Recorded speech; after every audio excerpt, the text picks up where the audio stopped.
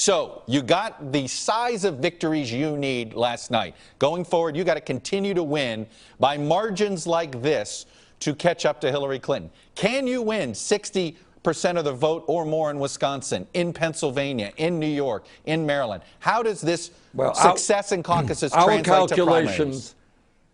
Our calculations are that, in fact, we can win the pledged delegates. And at a time when we have the momentum, we have won 5 out of the 6 last contests in landslide fashion.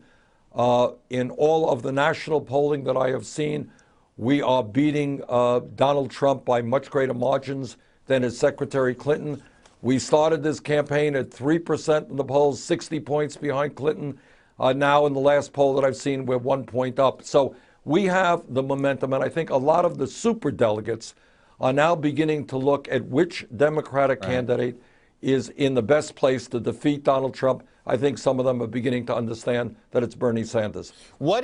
So that's your case at this point, right? If you can't win, do you think you should be the nominee if you don't win a majority of the pledged delegates? Do you think the super delegates should decide who the nominee is? Well, I'm not going to speculate. I think we can win the pledge delegates. And I think if we continue the momentum we have right now, we will.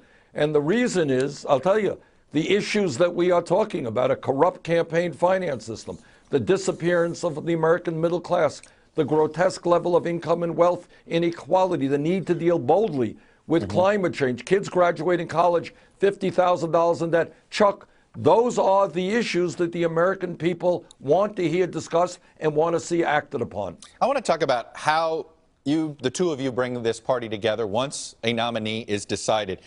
I noticed some change at your rallies over the last couple of weeks. I want to play some excerpts here. There's a lot of booing of Hillary Clinton going on. Take a listen.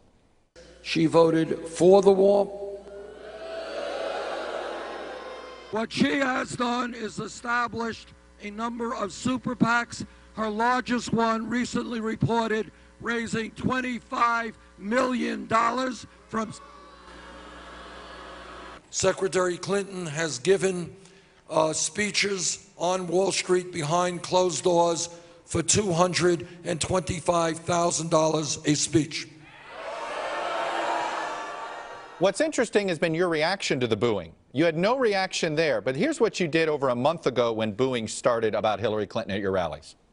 One of the areas where my opponent, Secretary Clinton, and I have a strong disagreement. No, I respect Secretary Clinton. We can have differences.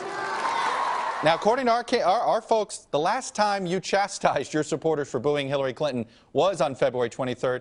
Now you don't do that. Any reason? No, no reason at all. You know, every day we are in a different position here. I respect Secretary Clinton. I don't want our supporters to be booing her.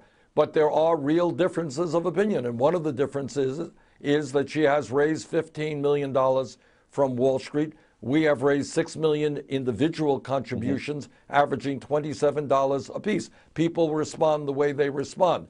But what we are trying to do in this campaign is to differentiate our positions from Secretary Clinton on the war in Iraq, on fracking, on how we raise money. That is what the American people want to hear. And by the way, one other point, Chuck, I would hope very much that as we go into New York State, Secretary Clinton's home state, that we will have a debate, New York City, upstate, wherever, on the important issues facing New York and, in fact, are you the country. worried she won't debate you anymore?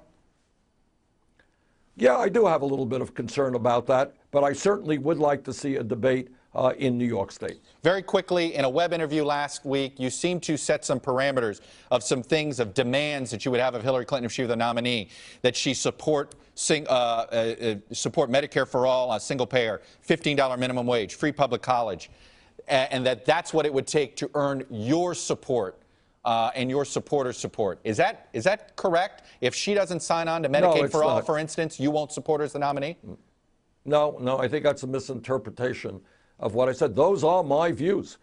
And I think those are the positions that are imperative that we move forward toward for the betterment of the middle class and working families of this country. But you'll I think it support is her absurd. if she doesn't share your views on I that. did not say that. No, I did not say that. I did say that it's absurd. We remain the only major country on earth not to guarantee health care to all people on paid family and medical leave. We have got to change that.